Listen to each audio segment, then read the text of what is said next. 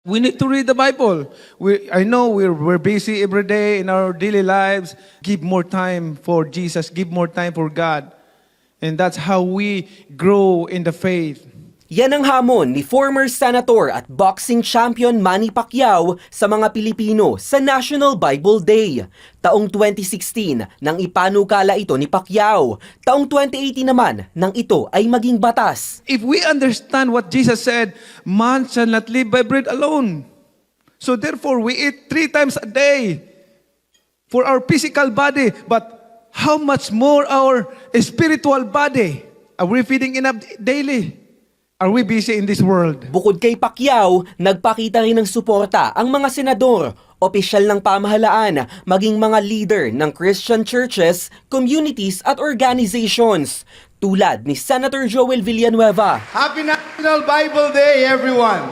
It's all about Jesus.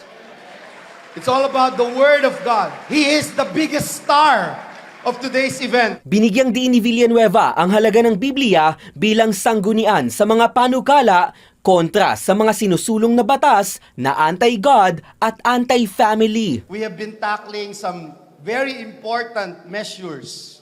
Measures that would really affect the destiny of our beloved country. There's this Budol Bill.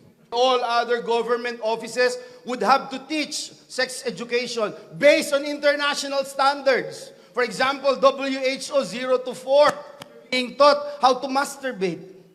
And that the parents will no longer have any right to rear their children, which is a violation of the Constitution. Ngayong taon, pag-asa ang tema ng National Bible Day.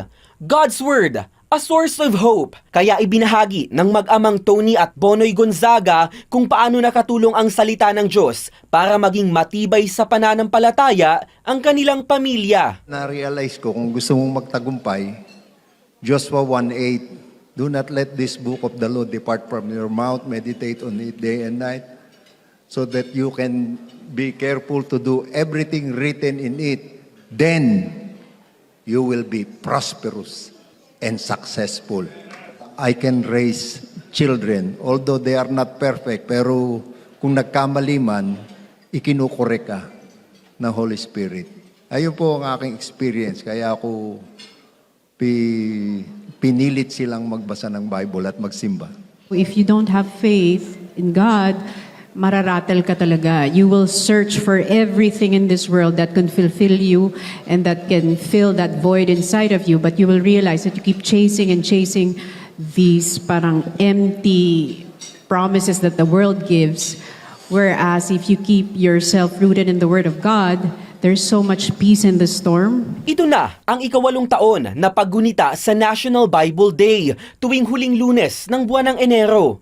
Higit 4 na dekada na ring ipinagdiriwang ang National Bible Week sa pangunguna naman ng Philippine Bible Society.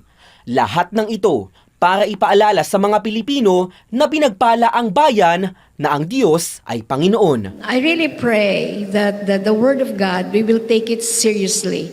We will never know God without the Bible. We will never know His will, how much He loves us. What does He love? What He hates without the Word of God? Jomar Villanueva, Newslight.